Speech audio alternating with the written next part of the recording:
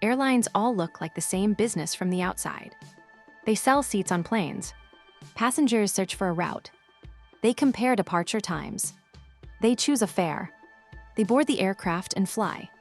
But the 2026 fuel shock is showing something different. The airline industry is splitting into two kinds of companies.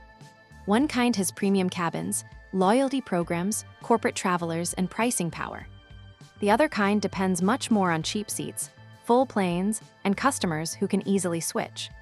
The planes may share the same airports, but the businesses behind those planes are not the same. The trigger is jet fuel.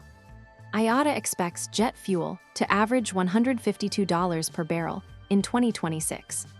That is almost 70% higher than the previous year. The total global airline fuel bill is expected to rise from $252 billion to $350 billion. The important detail is that fuel consumption is not expected to rise. Airlines are not burning much more fuel. They are paying much more for roughly the same fuel. That changes the economics of every flight. A flight from Atlanta to Los Angeles still needs pilots. It still needs flight attendants. It still needs airport gates. It still needs maintenance crews. It still needs fuel in the tanks before departure.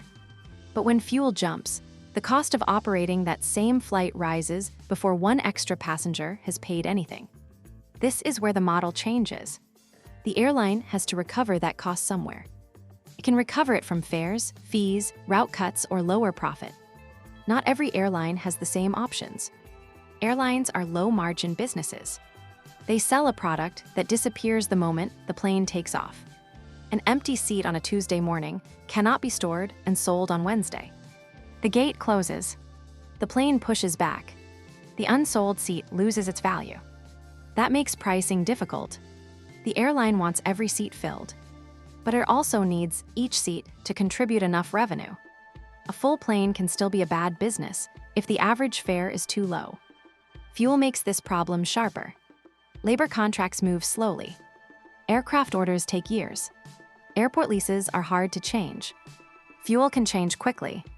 If jet fuel rises, an airline has only a few immediate choices.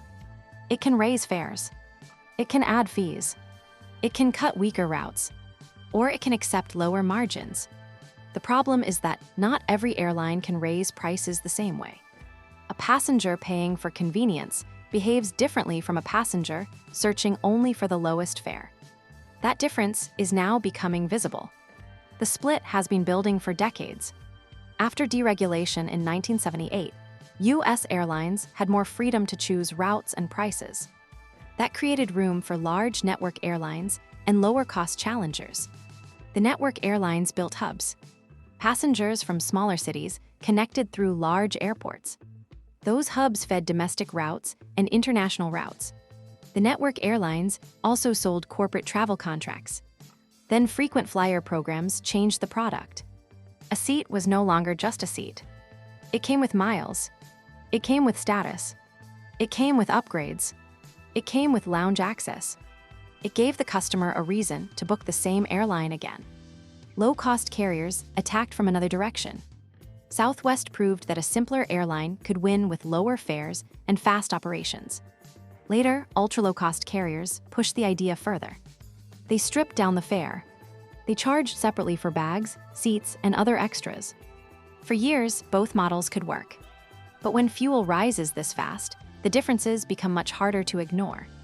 A premium network airline has many ways to make money from one passenger.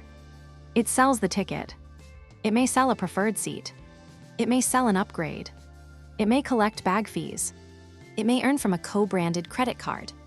It may sell miles to a bank. It may keep the customer loyal through status. The passenger is not just buying transportation. The passenger is entering a larger system. That is very different from a simple low-fare model. In the low-fare model, the basic promise is price. The airline attracts the customer by being cheaper. The customer sees the low fare first. Then the airline tries to earn more through fees and high aircraft utilization. That can work when costs are controlled, but it becomes harder when fuel rises for everyone. The discount airline cannot easily tell its customer that the cheap fare is no longer cheap. The customer came for the low price. If that price disappears, the customer may disappear too. That is the core pressure. The cost shock is industry-wide. The ability to recover it is not. The first factor is fuel pass-through. Every airline pays for fuel, but every airline cannot pass that cost to customers equally. A business traveler flying tomorrow morning may need the exact flight that fits a meeting. That traveler may choose the airline with the right schedule. They may pay more for flexibility. They may pay more for reliability. A family planning a vacation 3 months ahead may behave differently. They may compare every fare on the screen. They may shift dates. They may choose another airport. They may decide not to travel. This means the same fuel increase hits two very different demand curves. Premium airlines have more customers who value the trip beyond the lowest possible fare. Budget airlines have more customers who are there because the fare is low. That difference becomes pricing power. It determines who can raise revenue and who absorbs the shock. The second factor is the premium cabin. A plane is not one product anymore. It is a stack of products inside one aircraft. There is basic economy. There is standard economy.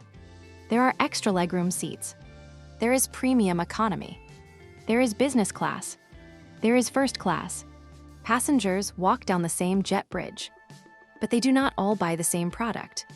The airline burns fuel to move the whole aircraft, but it does not earn the same amount from every seat. A few high-paying passengers can change the economics of the flight. Delta said premium revenue grew 7% in 2025. United said premium revenue grew 14% in the first quarter of 2026. That matters because premium seats give airlines a ladder. They do not need every customer to absorb the full cost increase. They need enough high-value customers to lift average revenue. The flight becomes easier to support when the cabin has more price levels. The third factor is loyalty. Airline loyalty programs are often described as rewards, but they are also financial infrastructure. A customer earns miles. A bank buys miles from the airline. The bank gives those miles to credit card users. The customer spends on the card because the miles feel valuable. Then the customer chooses the airline again to use or build those rewards.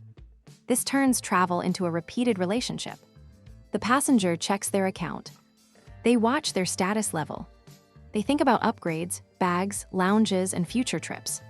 Delta said remuneration from American Express totaled $8.2 billion in 2025.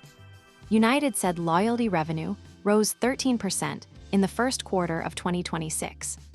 American said AAdvantage active accounts rose 7% in the third quarter of 2025. These programs make the airline less interchangeable.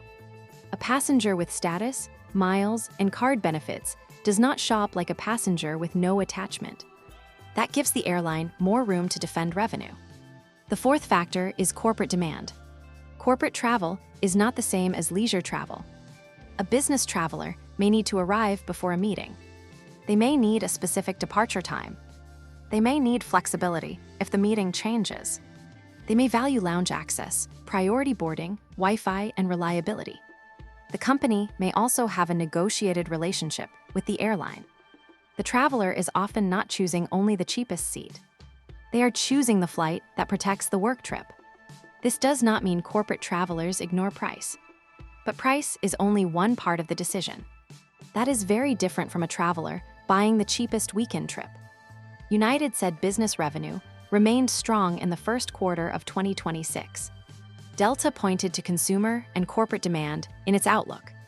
When fuel rises, this kind of demand helps network airlines recover more of the cost. It makes the fare less fragile.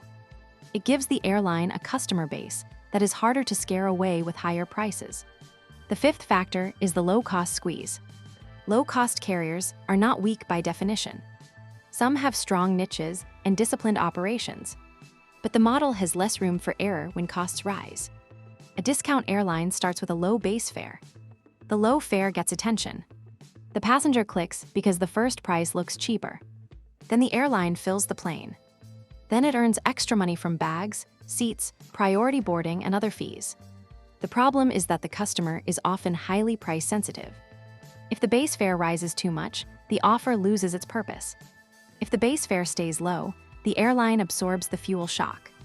JetBlue reported 2025 operating revenue of $9.1 billion, down 2.3%. Its cost per available seat mile, excluding fuel, rose 6.2%. Southwest reported $28.1 billion of operating revenue in 2025, but adjusted EBIT of $574 million. That is only about a 2% adjusted EBIT margin. Thin margins make fuel shocks more dangerous. There is less room between a profitable flight and a losing flight. The sixth factor is segmentation. The old airline categories are becoming less clean. It is not simply legacy versus low cost anymore.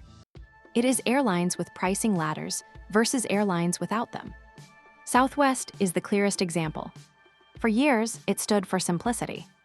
Open seating, free checked bags, a friendly low-cost identity.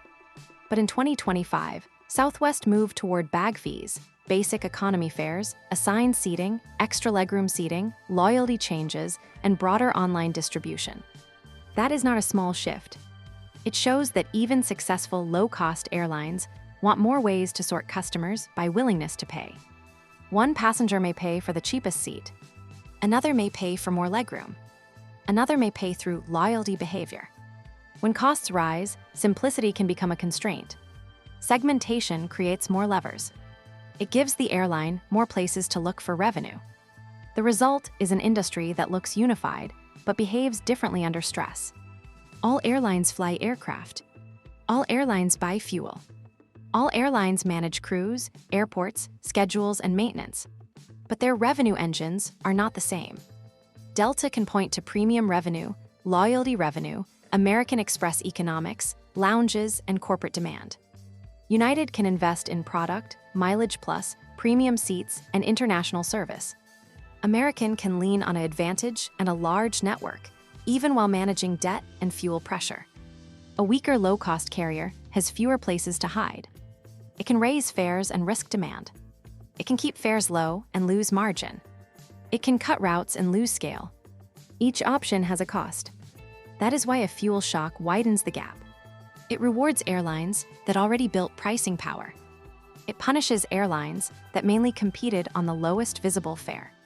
The same airport can contain both businesses at once. One airline is selling a travel platform. Another is trying to sell a cheap seat profitably. Premium airlines are not immune. They still burn fuel. They still carry debt. They still face labor costs, weather disruptions, aircraft delays, and customer resistance. If corporate travel weakens, premium demand can soften. If consumers cut back, loyalty does not fully protect the airline. There is also a limit to fare increases. IATA has noted that fuel costs have not historically been fully passed on to customers. Low-cost carriers are also not doomed. Some can survive by keeping costs genuinely low and flying routes where demand is strong. The danger is for airlines caught in the middle. They may not have the premium economics of Delta or United, but they may no longer have a clear cost advantage either. That is the hardest position in a fuel shock. The airline has to charge more without offering enough reason to pay more. The 2026 fuel shock does not make every airline the same kind of vulnerable. It reveals which airlines have pricing power. Premium cabins create a revenue ladder. Loyalty programs create repeat behavior and partner economics. Corporate travel creates demand that is less purely price-driven. Low-cost airlines can still work, but only if the cost advantage is real. The future of aviation is not one business model. It is two businesses sharing the same runways.